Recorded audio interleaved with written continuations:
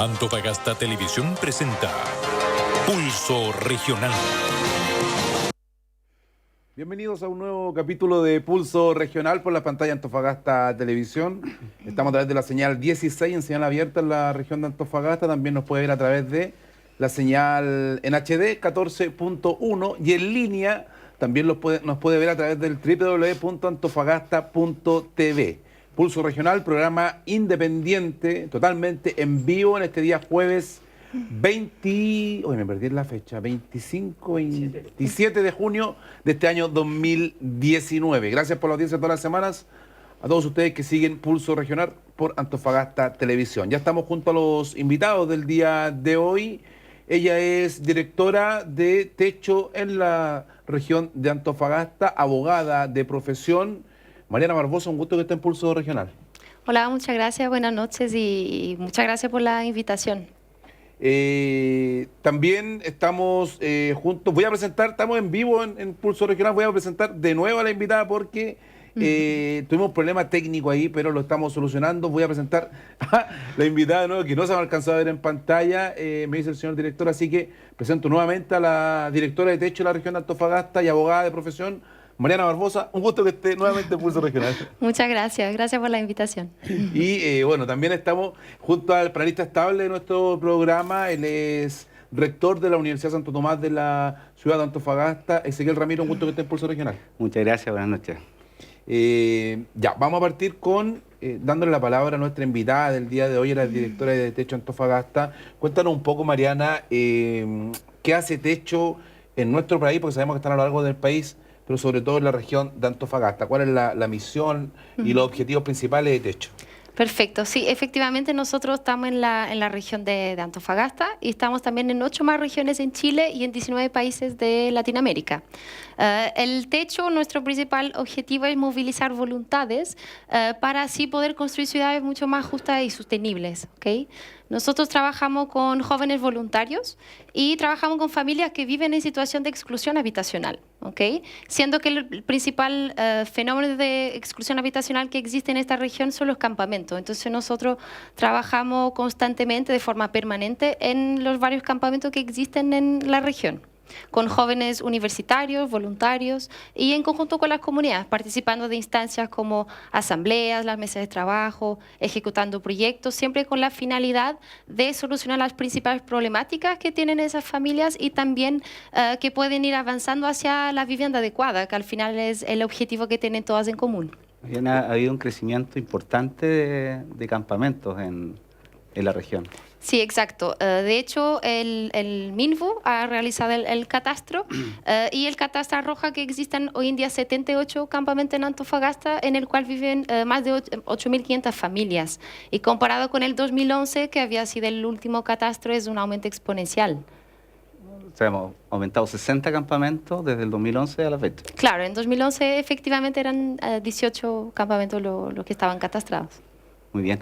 Oye, es interesante tomar el tema de la vivienda y tomar el tema de la pobreza. Yo creo que Mariana es una excelente invitada hoy día para desarrollar un tema. Estamos viendo lo que está ocurriendo con las personas en situación de calle, por ejemplo, todo lo que son el Código Azul, todo lo que es los albergues. Entonces, enfrentamos la pobreza. Y resulta que en nuestra región, que es un tema que lo hemos estado conversando, tenemos grandes situaciones. En el caso de la vivienda, por ejemplo, en situaciones precarias, el último estudio implica 13.000 personas que están en una situación de hacinamiento crítico. Por ejemplo, digamos, no sé si esos números te cuadran. O sea, efectivamente en Antofagasta existe un alto nivel de hacinamiento, que es también un factor de campamentación. ¿Qué significa campamentación? Es el proceso que hace con que una familia se vea obligado o tome la opción de ir a vivir a un campamento. Y uno de los factores de campamentación es exactamente el hacinamiento que existe hoy en día en la ciudad, así como las familias allegadas, así como también el alto costo de los arriendos. Entonces existen muchos factores que hacen hoy en día problemáticas de vivienda que hace con que las familias lleguen efectivamente a vivir a campamentos. Sumarle a ese número que dio Ezequiel, 13.000 personas en hacinamiento, hay una falta de viviendas sociales de más de 20.000, que viene por cerca de una década, la construcción de viviendas sociales que falta. En Antofagasta hay un número ahí, 21.000 o 22.000. Y también, Ezequiel, hay más de 6.000 familias, que viven actualmente en campamentos. Esos son números que son reales en la región de Antofagasta. No sé a ti qué te ameritan todos estos números, porque tú igual hacías esta comparación con la pobreza, con la falta de pagar un arriendo, a lo mejor, como bien decía Mariana. Sí, bueno, ahí es donde entramos al concepto de pobreza y cómo medir la pobreza. Si uno la mide solamente por ingreso, en Chile, no las cifras de la región, pero en Chile tenemos el 8,1% de pobreza. Pero cuando tú hablas de lo que es la pobreza multimedial o multidimensional, que en el fondo es cómo afecta la calidad de vida y agregas otras variables, existe un estudio que se hizo recientemente, el año pasado a fines, donde participaron las fundaciones, se agregaron una serie de otros factores y ese porcentaje crece del 8,1 al 20% de la población. O sea, eso es crítico, es delicado. En la región de Antofagasta nosotros tenemos cuáles son los grandes problemas. Por ejemplo, el tema vivienda. Destaca en la región de Antofagasta a nivel nacional el tema vivienda, con estas 13.000 personas viviendo en una situación precaria. O sea, cuando hablamos de una situación precaria estamos hablando que no tiene servicios sanitarios básicos, que esa es la situación, que están hacinados, son muchos por la vivienda, esa es la situación y obviamente está correlacionado con el aumento de los campamentos, esa situación.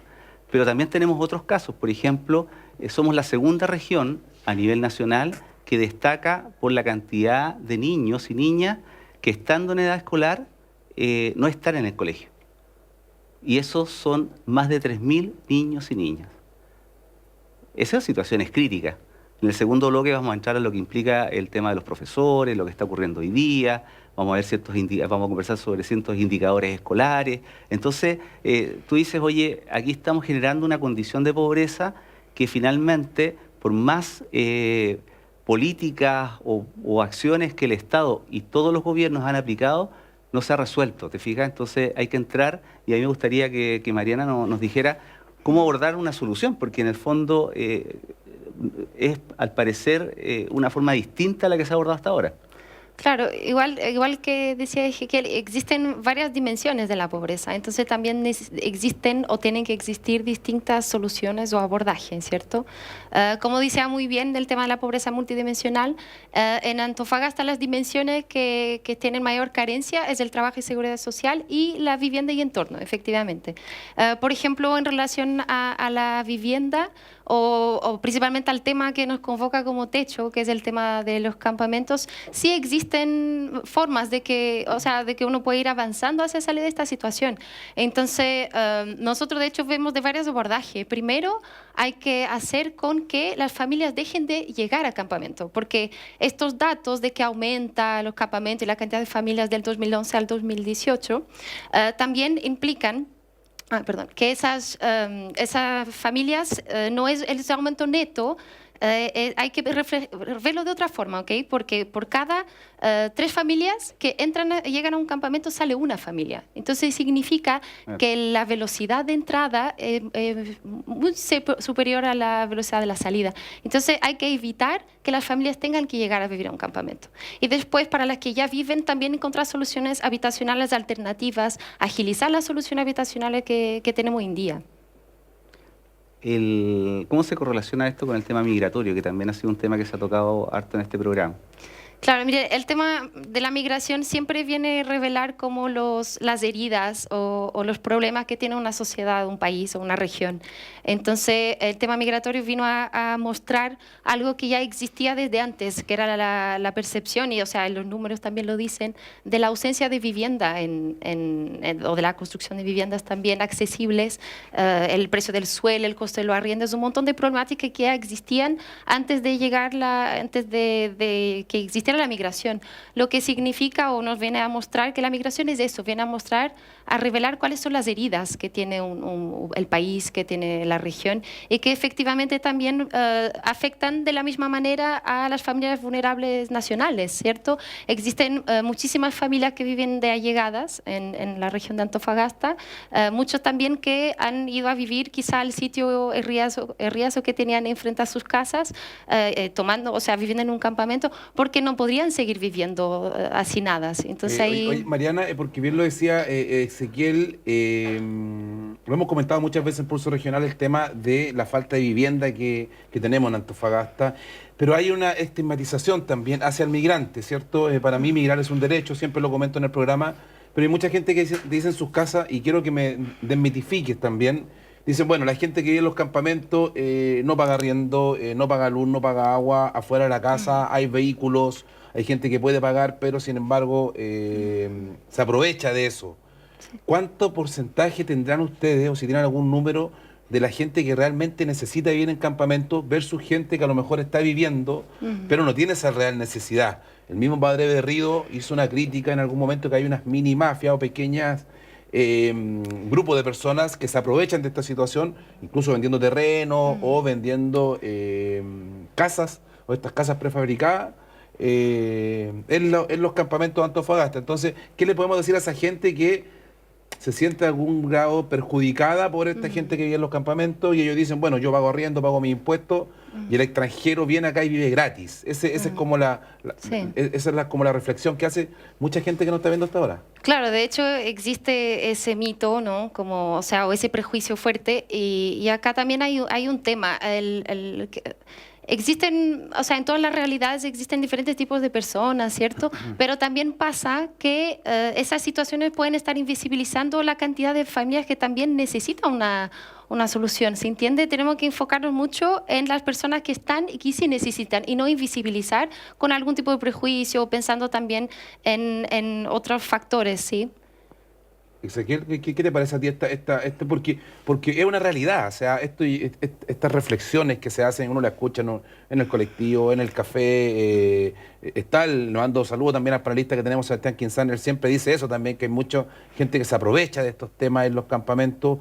¿Tú cómo lo ves también desde la academia? Porque ustedes también trabajan con gente en los campamentos, con gente relacionada a esta desigualdad que se produce, gente que realmente necesita. Ustedes también tienen jóvenes voluntarios que participa ayudando en distintas materias, estas distintas aristas en la región de Antofagasta.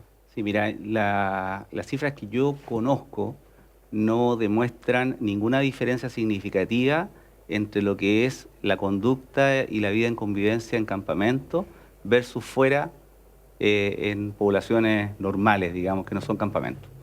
No conozco, no sé si tú, Mariana, tienes alguna estadística. Yo quería sí agregar en delincuencia, algo, en casas ocupadas ilegalmente, o sea, hay datos reales. Hay casos en Jardines del Sur de viviendas de gente que no paga nada y ocupa, ¿te fijáis? Entonces, es como... ¿Contribuciones eso usted?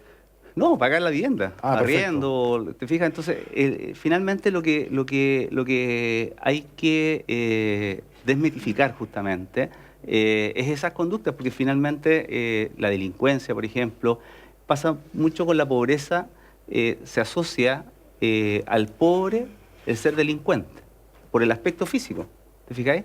Y resulta que la gente que es pobre es la más esforzada y la más trabajadora, en general, ¿te fijáis? O sea, cuando tú estás saliendo de tu casa al colegio y ya ves que están construcciones que ya están funcionando, esa persona que está trabajando en esa construcción salió de su casa a las 6 de la mañana. Y eso, ¿te fijáis? Entonces, hay mucho mito. No conozco ningún estudio que muestre diferencias significativas. Sí quería agregar algo, que desde el trabajo que nosotros hacemos en el territorio, en conjunto con los vecinos, las vecinas, los dirigentes, efectivamente, las personas que viven en campamentos sí quieren pagar los servicios básicos, pero tampoco pueden acceder a eso. Tampoco significa que puedan pagar porque no los instalan de forma regular, ¿se entiende? Entonces, existe ahí también un tema que es... no puedo pagar, no tenga acceso a los servicios básicos, pero no significa, y si algún día ustedes conversan con alguien, algún vecino o vecina, también se les van a decir eso, que sí, ellos quisieran pagar, quisieran también poder pagar por acceder a una vivienda adecuada, dentro del límite también de lo que pueden o lo que alcanzan, pero son familias que quieren salir adelante, se organizan comunitariamente en asambleas, tienen excelentes niveles de participación, entonces también está mucho ese tema que tenemos que conversarlo también. Pregunta para los dos, para nuestra invitada del día de hoy, Mariana Barbosa, directora de Techo Chile en la región de Antofagasta, y para Ezequiel Ramírez, rector de Lobo Santo Tomás. Y la dejo en la mesa. ¿Cómo es el funcionamiento o la asociatividad o la colaboración que se tiene trabajando con la alcaldesa Karen Rojo y con el gobierno regional de Antofagasta? ¿Qué pasa acá en la región de Antofagasta? Si hay sinergia entre ustedes, trabajan en conjunto con el municipio, con el gobierno regional, con distintas seremías a lo mejor. Pregunta para Mariana y también desde lo que tú vives también, Ezequiel, acá en Antofagasta. Mire, nosotros trabajamos principalmente desde el territorio, con las familias que viven en exclusión habitacional, y a nivel nacional sí hacemos parte de una mesa que se llama Compromiso País. Okay, la temática de vivienda. A nivel regional, nosotros normalmente tenemos más contacto con tal vez la seremía de vivienda, de bienes nacionales, porque también es más el tema que nos convoca, en verdad. Pero han tenido diferencias con el municipio, yo he visto que con datos han tenido diferencias, de hecho. Es complicado porque al final nosotros también venimos a visibilizar realidades o datos o factores que también son complicados para la política, para la autoridad, claro. Entonces, pero hay un tema que es muy importante. Para avanzar es necesario avanzar en conjunto también. En conjunto, independiente del área, o sea, uno puede estar desde la sociedad civil, desde los pobladores, de las autoridades, pero también sí, tiene que existir el objetivo común de mejorar la calidad de vida de las familias, de reducir las situaciones de desigualdad que existen, porque Antofagasta es una región muy desigual también, en que existe una brecha muy grande entre las familias que viven acá. Mariana tocó un tema que me parece súper interesante, que es Compromiso País. Ahí fundaciones colaboraron con el gobierno y se hizo este catastro, ¿te fijas? Y se llegó a este 20% que yo comentaba de pobreza multidimensional.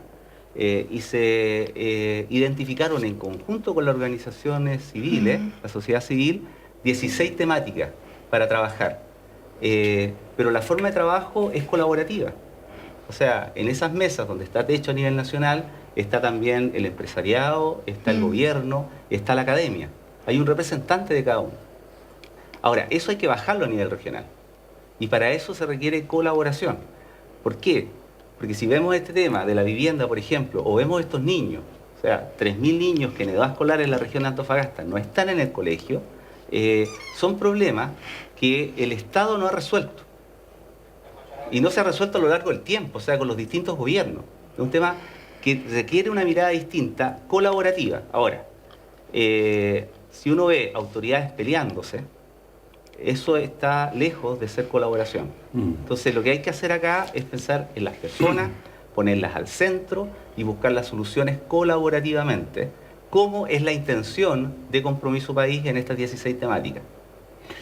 Mariana, me queda claro que para las autoridades son más bien como una incomodidad porque visibilizan los temas, estas faltas que hacen, y sabemos que en muchas cosas, Ezequiel, y sobre todo en la región de Antofagasta también, estamos postergados hace muchos años. Hay cosas que se hacen bien, pero hay una postergación por década en Antofagasta, están más de 20.000 viviendas que faltan en Antofagasta, con tanto que aportamos al PIB, ¿cierto? Un 11-12% del erario nacional, y lo que se nos devuelve es muy poco, ¿cierto? Tenemos temas de, por lo menos ya tenemos 2 hospitales de lujo acá en Calama y en Antofagasta, cosas que mejoran a lo mejor en la atención de urgencia, pero falta áreas verdes muchas veces, nos falta también en el cuidado de espacios públicos, son cosas que las autoridades tienen que tomar, como bien decía Mariana. Lamentablemente a la autoridad le incomoda porque el Estado tiende a llegar tarde, como bien decía Ezequiel. A mí me llama la atención que más de 3.000 niños en la región estén sin educación. Ustedes, Mariana, acá hay una figura que es emblemática a nivel nacional, que traspasa la región, el padre Felipe Berrío. Estuvo en Techo, fue uno de los iniciadores, me dicen, de Techo Chile. Hoy en día, ¿él trabaja con ustedes en los campamentos o son totalmente, van por separados, por caminos distintos? Felipe efectivamente fue el fundador del Techo. En el 98, creo, por ahí. En 97. 97. Exacto. Actualmente Felipe vive acá, vive en La Chimba, existe una buena relación, pero nosotros trabajamos de hecho, él tiene la Fundación Recrea, que la está dinamizando. Entonces, efectivamente, nosotros trabajamos separados, ¿no? Pero con objetivos también. Voy con Ezequiel ahora, pero quiero que me haga una invitación porque me contaba tras cámaras que viene ahora un trabajo fuerte en este periodo de invierno con voluntarios que están llegando a la región. Exacto. Nosotros vamos a realizar los trabajos de invierno del techo. Es una instancia que la realizamos todos los años. También tenemos los trabajos de verano. Y los trabajos de invierno nosotros nos vamos a movilizar a la región de Atacama, vamos a Copiapó. Y vamos a construir 16 viviendas para familias que nosotros en un catastro previo identificamos que no vivían con condiciones de habitabilidad mínima. Entonces nosotros necesitamos movilizar voluntarios, harta gente que quiera sumarse a esta iniciativa. Los trabajos son del 17 de julio al 25 de julio. Y si quieren más información o inscribirse, pueden ingresar a la página web, es solo escribir Techo Chile y ahí saldrá cómo sumarme y saldrá inscribirse en los trabajos de invierno. ¿Cuántos voluntarios necesitan? Nosotros en total necesitamos cerca de 200 voluntarios, pero vienen son voluntarios de Antofagasta, de Atacama y de Biobío y Ñuble, también van a viajar hasta Copiapó. Miguel, Mariana, ¿nos podéis contar qué ha pasado con los voluntariados? ¿Los jóvenes se interesan, están participando? ¿Ha decrecido? ¿Ha aumentado? ¿En qué están los jóvenes? Nosotros efectivamente trabajamos, o sea, el techo nace desde los jóvenes, el techo nace desde un grupo de voluntarios que se dio cuenta de una realidad que existía en el país y que había que cambiarla. Y nosotros tenemos bastantes voluntarios en Antofagasta y en el país, pero, o sea, siempre necesitamos más y más voluntarios, porque cuanto más voluntarios tengamos, a más lugares también podemos llegar. ¿Cómo se llaman los voluntarios ahora? ¿Millennials? Me decían, son los centennials. Los centennials son los menores de 24, sí. Menores de 24. Menores de 24. Centennials. Sí. Usted es millennial. Millennial. Nosotros somos dinosaurios. Generación X. Dinosaurios. Generación X. Oiga, Mariana y Ezequiel también pregunta para los dos. Y Ezequiel lo decía, ¿qué soluciones? ¿Cómo ve el futuro para la región de Antofagasta, para lo que viene en el corto y mediano plazo, sobre todo en lo que a ti te compete, que es el tema de viviendas versus los campamentos que tenemos? Y si no tuvieras restricciones, ¿cómo se podría resolver la situación de los campamentos? Es que, miren, primero, también siendo bien realista, necesaria articulación desde las autoridades regionales para poder avanzar en la problemática. Esta articulación también necesita no solo eso, pero también la participación ciudadana, o sea, la participación de las familias que viven actualmente en situaciones de exclusión habitacional. Las cosas también deben ser generadas desde el territorio. El monto del subsidio habitacional también es bastante reducido para la realidad claro que tenemos en Antofagasta, entonces también es bien compleja avanzar en ese sentido. Y, o sea, eso dije más sobre la negativa, pero poner todo lo que dije en la positiva. Y pensar en soluciones habitacionales también un poco distintas, tal vez. ¿Okay?